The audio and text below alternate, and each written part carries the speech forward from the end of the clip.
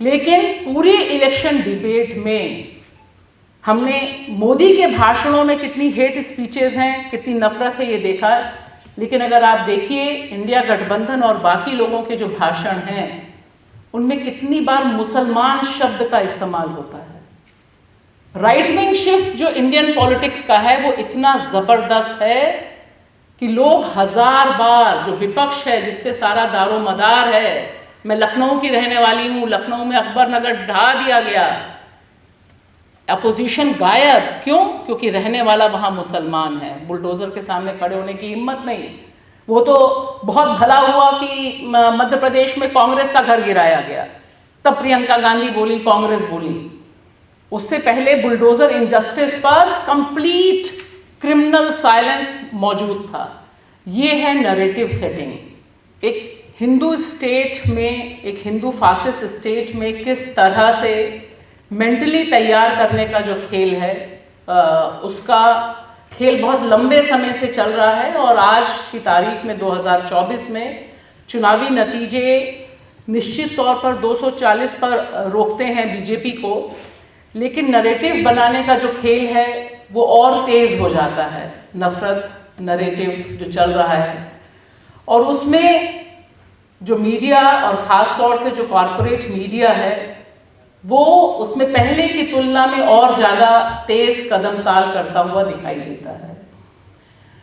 मिसाल के तौर पर आज ही की जो खबर है और जिस तरह से खबरें लिखी जाती हैं, यहाँ मैं जिक्र करूँगी कि आज BBC हिंदी ने एक खबर शेयर की है कि मध्य प्रदेश में एक बहुत ऐतिहासिक फैसला लिया गया है कि नर्मदा के किनारे, नर्मदा जहाँ जहाँ बहती है वहाँ पर शाकाहार बहेगा, सिर्फ शाकाहार खाया जाएगा, और 21 जिले प्रभावित होंगे।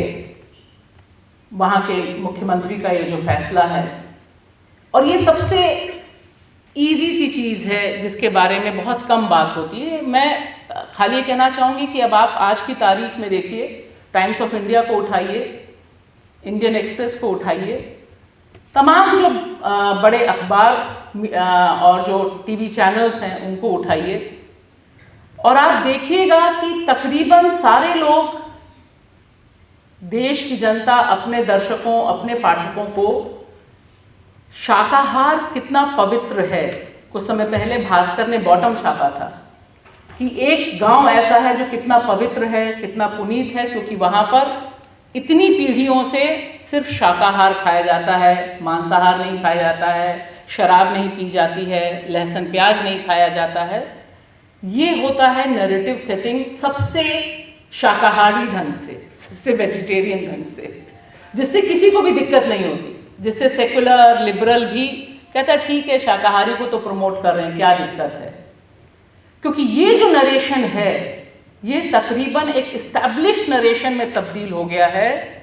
किसी ने कहीं प्रोटेस्ट नहीं किया कि दिल्ली के जो VIP स्कूल्स हैं, बाकी छोड़ दीजिए अमरोहा, छोड़ दीजिए उत्तर प्रदेश, दिल्ली के जो VIP स्कूल्स हैं वे स्कूल एक सर्कुलर के ज़रिए अंडा लाना और नॉनवेज लाना मना कर देते हैं और कहते हैं कि इससे बाकी छात्रों की भावनाएं आहत होती हैं।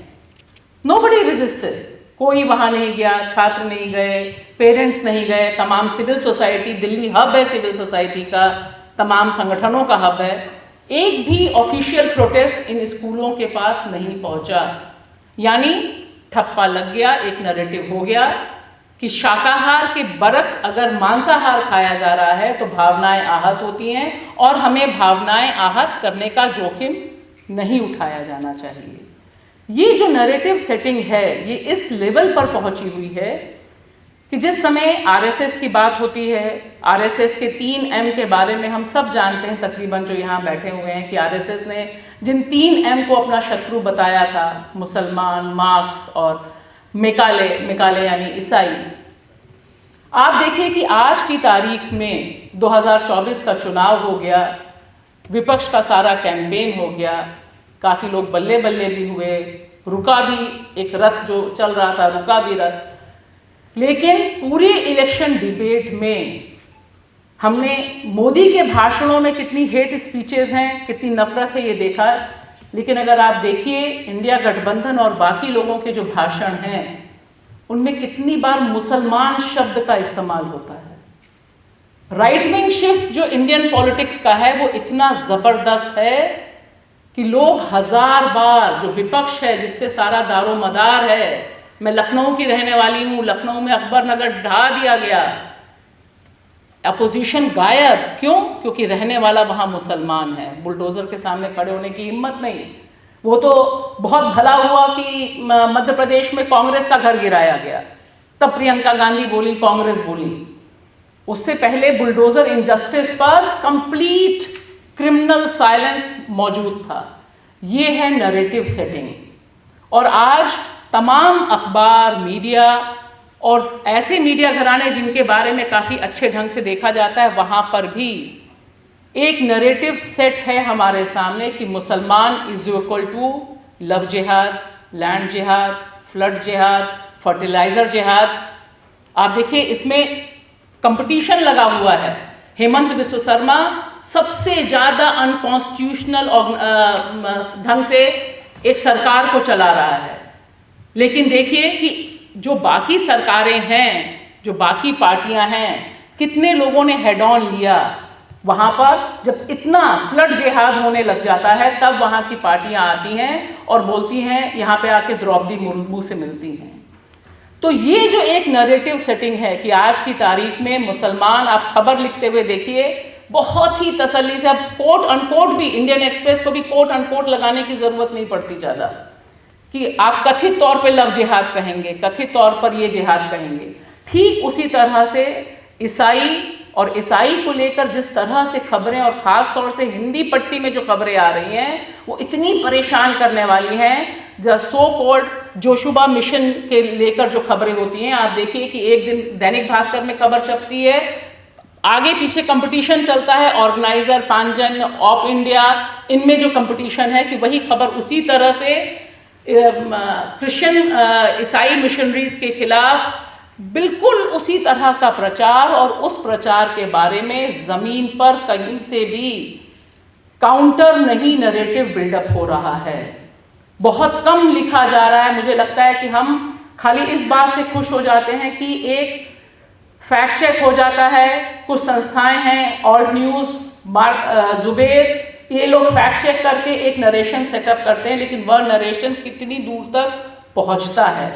मुझे जो सबसे बड़ी चिंता है आज की तारीख में कि ये जो मुसलमानों, ईसाइयों, देश के गरीबों के खिलाफ एक नफरती ब्रिगेड ने एक कैंपेन बिल्कुल सीमेंट कर दिया है, उसके पक्ष में जो इंडियन बुर्जुआ खड़ा हुआ है, इंडियन कैपिटलिस्ट खड़ा हुआ है, वह एक बहुत ही खतरनाक फैटल कॉम्बिनेशन इंडियन डेमोक्रेसी के लिए है, भारतीय लोकतंत्र के लिए है कि आप राहत कहाँ से मिलेगी। क्योंकि हम देखते हैं कि CGI महोदय बहुत आराम से घंटी टुनटुनाते हैं, भजन करते हैं प्रधानमंत्री नरेंद्र मोदी के बगल में खड़े होकर, और कहीं से भी बड़े पैमाने पर जुम्बिश नहीं होती है इस सिस्टम में।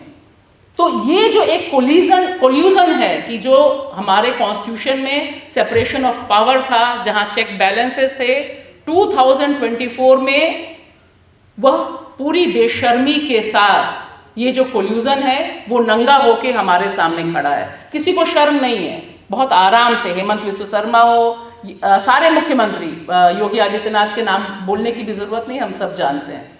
तो ये जो नरेटिव और इसके जरिए जो एक नरेशन बिल्डअप हो रहा है, उसका जो काउंटर है, उसका काउंटर सबसे इम्पोर्टेंट काउंटर जो हो सकता है मेरी समझ में बतौर मीडिया रिप्रेजेंटेटिव, बतौर मीडिया कर्मी, कि जितने हमारे पास कलमें हो सकती हैं, जितने हमारे पास आवाज़ें हो सकती हैं, और हम क्या अपने सेफ जोन से बाहर निकल के उनका काउंटर कर रहे हैं कि नहीं कर रहे हैं, हम वहाँ रीच कर रहे हैं कि नहीं। क्योंकि YouTube की एक अलग दुनिया है, उसका एल्गोरिथम अलग है।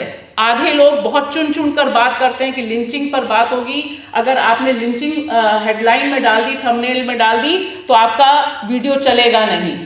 अगर आपने रेप डाल दिया, लोग कोलकाता रेप पर बात करते हैं, बस मैं बात खत्म कर रही हूँ 2 मिनट, और दूसरी चीज मुझे लगता है कि ये जो नरेशन बिल्डिंग है, मैं यहाँ पर कोलिन से इत्तेफाक नहीं रखती।